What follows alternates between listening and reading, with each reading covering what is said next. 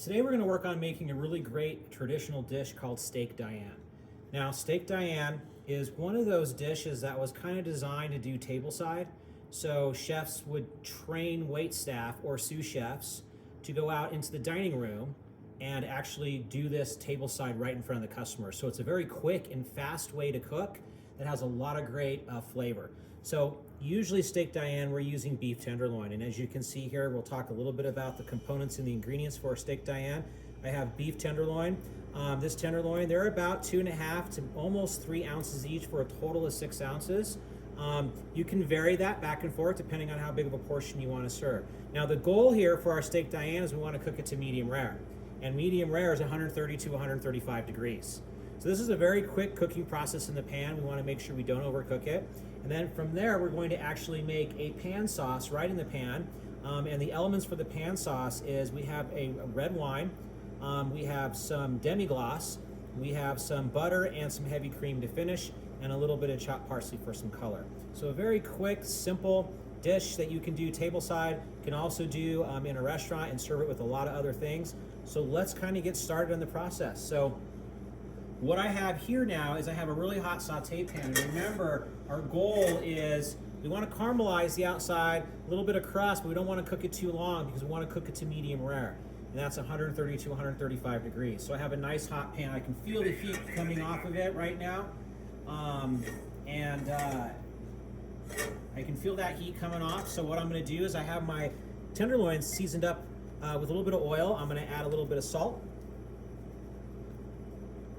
And we're going to add a little bit of fresh cracked black pepper.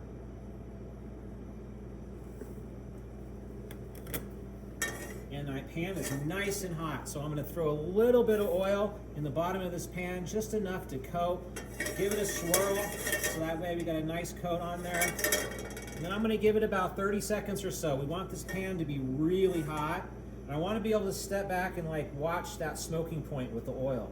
So once you start seeing that smoking point with the oil, and I'm just about there, I can now see it. I'm going to turn my heat down just a little bit, and I'm going to take my tenderloins and I'm going to put them right in the center of the pan. I want to get a really nice hard sear. Again, I'm going to lay them in the pan. I don't want to move them around too much to start off. I want to turn my heat up really high and let them stay there for just a second. At that point, we're going to flip them after we get a really, really nice sear. So they've been in that pan now, maybe 45 seconds or so. Really nice hot pan, a little bit more color. I'm going to turn my heat up. I can jump them from the other side of the pan to get some more color and heat. We're going to be creating a little bit of fond. You can see that it's starting to cook about a quarter of the way through. At this stage, now that I got a nice color, I'm going to flip them and I'm going to cook them for an additional 2 to 3 minutes in a really, really nice hot pan. Remember, we're trying to cook it to medium rare, 130 to 135 degrees. Really important. It's really only 3 minutes on each side based on the thickness of my beef tenderloin. I'm going to let that cook now. I'm going to watch my heat, turn it down just a little bit. I'm going to let that cook for an additional minute. I do not want to overcook this. I want it to be a nice medium rare. We're going to let this meat rest, and then we're going to make our sauce. And by the time it rests, we can put it back into our sauce and then finish and plate it up. So I'm feeling pretty good about where it's at. And again, we're about 30 seconds out to a nice medium rare. I'm going to turn my heat down now at this point. And I'm going to take my tenderloins and I'm going to put them off to the side and I'm going to let them rest. I don't want them to overcook. I'm going to turn my pan down to a very, very low heat at this point. I'm going to let that cool for a second. Now we're going to make our sauce. So what we want to do is capture all that great flavor that we have in that pan. And we want to do that by using a little bit of red wine, which is an acid, which will help take the fond off the bottom of the pan. Now I'm going to pull my pan back because I'm using liquor. I don't want to get a flare-up. So if I pull my pan back and start from this stage here, I won't get a flare-up. Then I can bring it and put it back on the fire. And what I want to do with this is I want to take this red wine and I want to scrape the bottom of the pan to make sure I get all that beautiful fond off the bottom. And I want this to reduce down just a little bit. I want to have about a quarter left in the pan. I don't want my sauce to taste too much like red wine, but I want to reduce it down. So I'm going to let it go on a lower flame, and I'm going to let it reduce down just a little bit. I can always pull it up and see in the back how much I have left. I'm almost there. I want to reduce it down by just a little bit more, maybe by a quarter left is what you're looking for. At this stage, it's reduced down to about a quarter or a fourth. Just a little bit more. At this stage, I'm going to add my demi-glace. So I'm going to add my demi, push that off to the side. And I'm going to come back, turn my flame down a little bit. I don't want my wine to over-reduce. Now I'm going to incorporate that wine in with my demi. It's going to thin my demi out just a little bit, but it's going to put all that great flavor into the sauce, the wine, and it's going to darken your demi just a little bit because we're using a red wine. Excellent. Now that I have it completely incorporated, what I'm going to do is I'm going to come in and I'm going to finish my sauce. So what I want is I'm going to add just a little bit of butter.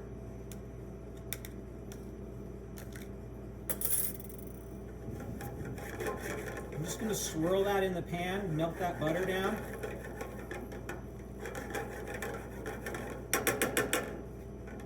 I'm going to turn my flames on a low. As you can see, I have a low heat here, so don't want it to reduce too much. I already got a nice thickness. Butter's going to melt down a little bit. And then I'm going to finish with a little bit of cream. I'm going to lighten my sauce up. So I'm going to go a little bit of cream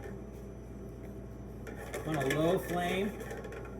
And I'm really going to scrape down those sides, so I want to capture all that sauce. At this stage, I finish with butter, I finish with cream. Some chefs like to go a little bit lighter in color, so they can add a little more cream. I like to go just a dash lighter for a steak Diane, so I'm going to add a little bit more cream to this. Incorporate this on a really low flame.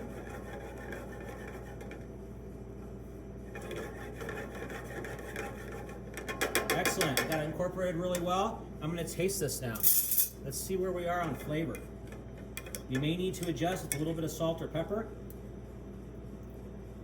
Really nice flavor from that reduced wine. Got the richness from the butter and cream. It does need a little bit more salt. So I'm going to add a little more salt to this. And again, I'm still on a very low flame. In table side, you can see it's pretty quick. Once the sauce is made, now at this stage, the seasoning is good. I'm going to take my 2 pieces of tenderloin and I'm going to place it right back in the sauce just for a second to keep it nice and warm. I did have some nice juices that came off. Some chefs like to add that back in.